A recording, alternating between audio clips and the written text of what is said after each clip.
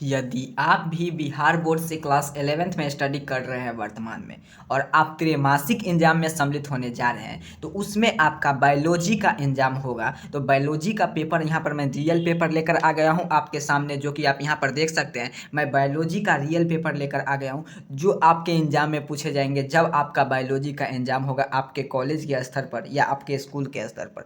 तो चलिए देख लेते हैं बायोलॉजी का एग्जाम में किस रूप में प्रश्न पत्र आया है। उसके साथ ही साथ ये भी सीख लेंगे कि इसका ऑब्जेक्टिव का उत्तर, सब्जेक्टिव का उत्तर कैसे आप डाउनलोड करेंगे। सभी चीज़ का जानकारी आपको आगे मैं बता देने जा रहा हूँ। अब पहले अगर इस बायोलॉजी के जो भी आपका प्रश्न पत्र है उसका मैं अभी के इस वीडियो में चर्चा कर लेंगे, ठीक है। सब्जेक्टिव का तो चर्चा करेंगे बाद में, अभी मैं ऑब्जेक्टिव का चर्चा करेंगे, ठीक है। तो ऑब्जेक्टिव प्रश्न की चर्चा करेंगे। अगर आप सब्जेक्टिव प्रश्न का अगर चाहते हैं इसका वीडियो बायोलॉजी का तो कमेंट बॉक्स में ज़रूर बताएं। और उसके साथ साथ आप हमारे चैनल पर नए हैं तो साथ ही साथ चैनल को जरूर सब्सक्राइब करें ताकि आगे जितना भी आपका एग्जाम आने वाला है सभी में इसी तरह का आपको हेल्प मिलता रहेगा। चलिए क्लास 11th का त्रैमासिक एग्जाम का बायोलॉजी का पेपर यहाँ पर रियल पेपर लेकर आ गए हूँ आपके सामने। चलिए देख लेते हैं किस रूप में इसका प्रश्न पत्र है, इसका उत्तर क्या होगा, सही और सटीक उत्तर सभी को आपको बताऊंगा और उसे डाउनलोड कैसे करेंगे सभी को। यहाँ पर आप देखिए बायोलॉजी का आपका विषय कोड वगैरह आपको दिखा देने जा रहे हैं। आपको जैसे आपको फिजिक्स में मैच किया था उसी तरह आपका बायोलॉजी में भी मैच करेगा।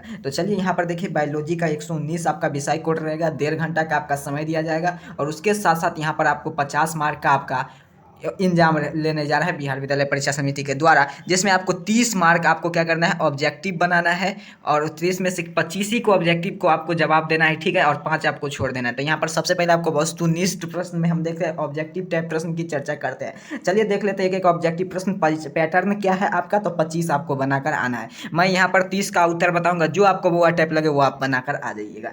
चलिए एक नंबर प्रश्न की ओर आते हैं। एक नंबर प्रश्न क्या कह रहा है आपसे, मानव के जैविक नाम है। तो मानव का जैविक क्या नाम है, तो आपको एक नंबर प्रश्न का राइट आंसर याद होना चाहिए गुरुजी, हेमोसिप्सनेस हेमोसेपियंस। कहाँ है हेमोसेपियंस, तो ऑप्शन ए पर। दो नंबर प्रश्न क्या कह रहा है आपसे, एन एग्जाम्पल अर्ध बैक्टीरिया का उदाहरण क्या है, अर्ध बैक्टीरिया का उदाहरण क्या है। तो दोनों प्रश्न का राइट आंसर है आपके सामने। यहाँ पर देखिए मैथेनोजेन, कहाँ है मैथेनोजेन, ऑप्शन ए पर। अगला प्रश्न की ओर चलते हैं, प्रश्न संख्या 3 की ओर आ चुका है। 3 नंबर प्रश्न क्या कह रहा है आपसे, चलिए ध्यान से देखते हैं। 3 नंबर प्रश्न क्या कह रहा है, जीवाणु किस संघ के से संबंधित है, to the rich kingdom does bacteria belong.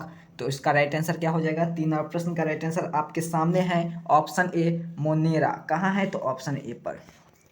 अगला प्रश्न की ओर चलते हैं, प्रश्न संख्या 4 की ओर आ चुके हैं। 4 नंबर प्रश्न क्या कह रहा है आपसे, यहाँ पर देखिए ऑस्ट्रीलोग तथा प्राकिसिनियम से संबंधित है। आपको 360 पर की 360p पर क्वालिटी कर लेना है। इसका पीडीएफ का क्वालिटी थोड़ा खराब है। यहाँ पर देखिए ऑस्ट्रेली लोग के पैक्सिनियम संबंधित है। तो 4 नंबर प्रश्न का उत्तर आपको याद होना चाहिए ऑप्शन डी, अर्थात कि डेक्टोरोमोनिसिटीज से। तो कहाँ है, तो ऑप्शन डी पर। चलिए अगला प्रश्न की ओर चलते हैं। अगला प्रश्न क्या कहता है, लैमिनेरिया एवं प्लाइस्फोनियम का उदाहरण क्या है। लैमिनेरिया एवं प्लाइस्फोनियम का आर एन एग्जाम्पल ऑफ। तो एग्जाम्पल ऑफ, तो 5 नंबर प्रश्न का राइट आंसर हो जाएगा आपके सामने है बायोफाइट से। तो ऑप्शन यहाँ पर सी है। यहाँ पर देखिए पीडीएफ का क्वालिटी थोड़ा खराब है, बायोफाइट से।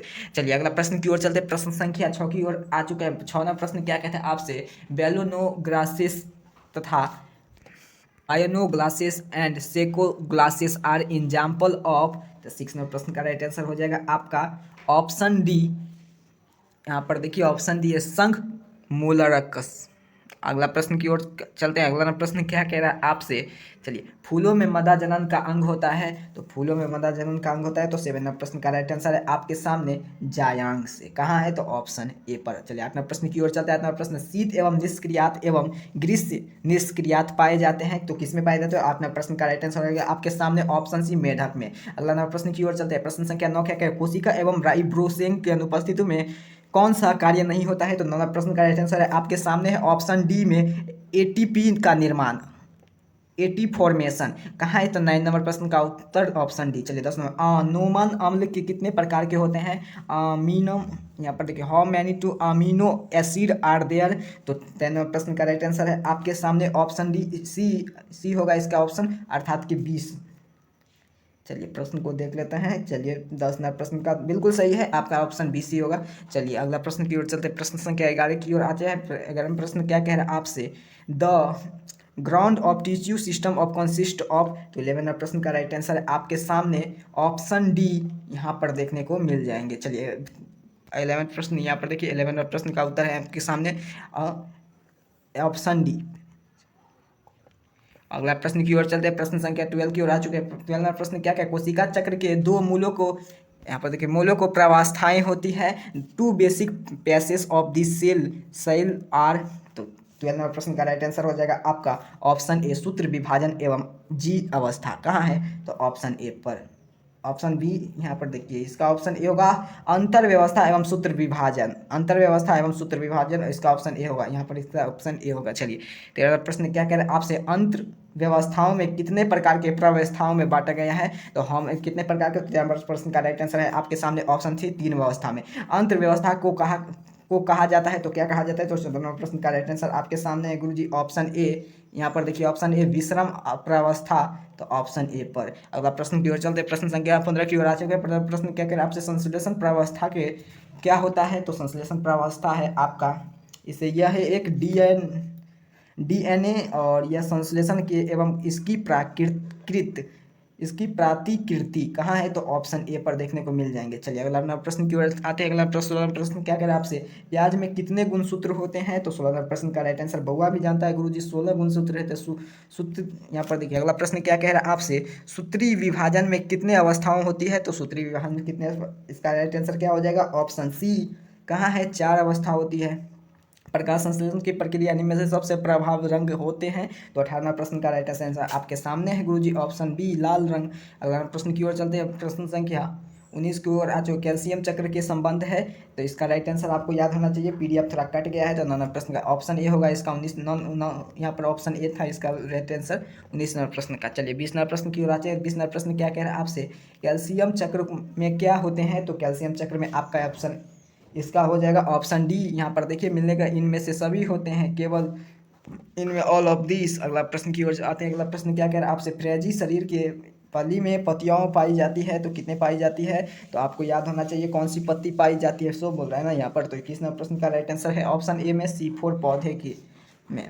अगला प्रश्न की ओर आते हैं। अगला प्रश्न क्या है, C4 पौधे का उदाहरण क्या है। तो आपको याद होना चाहिए 22वां प्रश्न का उत्तर अभी हम ऊपर चर्चा कीजिए। तो यहाँ पर देखिए मात्रा अर्थात की सुग्रेंस। अगला प्रश्न की ओर चलते हैं। प्रश्न संख्या 23 की ओर आ चुके हैं। निम्नलिखित में से कौन सी प्रक्रिया ऑक्सीजन का पत्थर का उपयोग करती है, कौन सा करती है। तो 23वां प्रश्न का उत्तर आपको याद होना चाहिए गुरुजी, ऑप्शन डी इलेक्ट्रॉन के परिवहन के लिए। 24वां प्रश्न गाइलो को, यहाँ पर देखिए प्रश्न क्या, ग्लाइकोलिसिस में ग्लूकोज की अवायवीय ऑक्सीजन में कुल कितनी एटीपी उत्पादित होते हैं। तो 24वां प्रश्न का कितने उत्पादित होते हैं, तो इसका याद होना चाहिए आपको 8 उत्पादित होते हैं, ऑप्शन बी पर। निम्न, यहाँ पर देखिए क्या बोला, निम्न में से कौन सा सही है।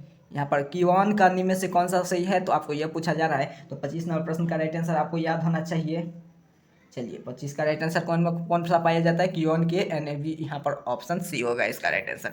चलिए 26वां प्रश्न को और आते हैं। 26वां प्रश्न क्या है, जब प्रोटीन को उपयोग श्वसन क्रियाधार में के रूप में किया जाता है तब शोषण का गुणांक लगभग होता है, तो कितना। तो आपको 26वां प्रश्न का राइट आंसर आपको याद होना चाहिए, वह होता है 0.9 के ग्राम में। अगला प्रश्न के, कोशिका और शोषण में कुल कितने प्रकार के होते हैं। तो इसका उत्तर है आपके 2 प्रकार के होते हैं। अगला प्रश्न की ओर चलते हैं। प्रश्न संख्या 28 की ओर, अवयव शोषण होता है। तो 28वां प्रश्न का राइट आंसर आपके सामने है गुरुजी, अवयव कोशिका द्रव में, ऑप्शन ए। अगला प्रश्न की ओर चलते हैं। प्रश्न संख्या 29 की ओर आ चुके हैं। ग्लाइकोसिस का संबंध है, ग्लाइकोसिस का संबंध रिलेटिव किससे है, ग्लाइकोसिस। 29वां प्रश्न का राइट आंसर है गुरुजी, ऑप्शन ए शोषण से। तो अगला 30वां और लास्ट अंतिम प्रश्न, शोषण का गुणांक क्या है, RO गुणांक क्या है। तो 30वां प्रश्न का राइट आंसर है आपके सामने गुरुजी, ऑप्शन ए मुक्त हुई CO2 का आयतन और उपयोग में लाई गई O2 का आयतन। मुक्त हुई CO2 का आयतन और उपयोग में लाई गई O2 का आयतन। अब चलिए 30 प्रश्न तक को देख लेते हैं। आप चलिए सीख लेते हैं इसका ऑब्जेक्टिव प्लस सब्जेक्टिव का उत्तर आप कैसे डाउनलोड करेंगे। इसको डाउनलोड करने के लिए आपको 3 विकल्प है, तीनों में से आपको जो हल्का लगे वो। पहला विकल्प है आपको एक व्हाट्सएप ग्रुप में जुड़ जाना है, डिस्क्रिप्शन बॉक्स में लिंक है। और दूसरा विकल्प है आपको एक नंबर नोट कर लेना है, इस पर अपना नाम अपना वर्ड लिखकर हमें व्हाट्सअप करें। तो 90600 आपको 63373, आपको इतना पर अपना नाम और अपना वर्ड लिख कर व्हाट्सअप करेंगे तो ऑटोमेटिक आपके मोबाइल पर इसका PDF चला जाएगा। और उसके साथ साथ साथ अगर आप चाहते हैं वेबसाइट से सीखना तो चलिए आपको वेबसाइट पे लेके चलते हैं। बायोलॉजी का ऑल पीडीएफ डाउनलोड करने के लिए सिंपल से आपको मोबाइल फोन में कोई सा भी ब्राउजर आपको ओपन कर लेना है और साथ ही साथ अगर हमारे चैनल को नहीं सब्सक्राइब किए तो जरूर सब्सक्राइब कर लेना, तभी तो इसका वेबसाइट आपके सामने ओपन होगा, अन्यथा नहीं होगा आपके सामने। तो चलिए सिंपल से आपको गूगल क्रोम ब्राउजर को आपको खोल लेना है और उस पर सिंपल से आपको सर्च करना है। जो यहाँ पर मैं सर्च बॉक्स में आपके सामने सर्च करके टाइप करता हूँ उसी रूप में आपको सर्च करना है और टाइप करना है। सिंपल से आपको इस पर क्लिक करना है। जो यहाँ पर मैं आपके सामने सर्च कर रहा हूँ, सबसे पहले इस चैनल का नाम आपको याद होना चाहिए, एजुकेशन और पब्लिक। तो आप यहाँ पर लिख दीजिएगा। जैसे आप लिखेंगे तो आपके सामने यहाँ पर देखिए आपको कितना पेज यहाँ पर आपको देखने को मिल जाएंगे। एजुकेशन ही लिखेंगे तो आपके सामने 1 2 3 लिंक आपको सामने यहाँ पर दिखा रहे हैं, इतना एजुकेशन और पब्लिक लिखने पर, ठीक है। तो इसमें से आपको पहला लिंक, दूसरा, किसी भी आपको लिंक पर क्लिक करता हूँ। जैसे मैं यहाँ पर इस वाले लिंक पर होम पेज पर क्लिक करता हूँ, आपको भी होम पेज पर क्लिक कर लेना है। तो जैसे मैं यहाँ पर आपके सामने क्लिक करता हूँ, आपको सामने दिखा देने जा रहा हूँ।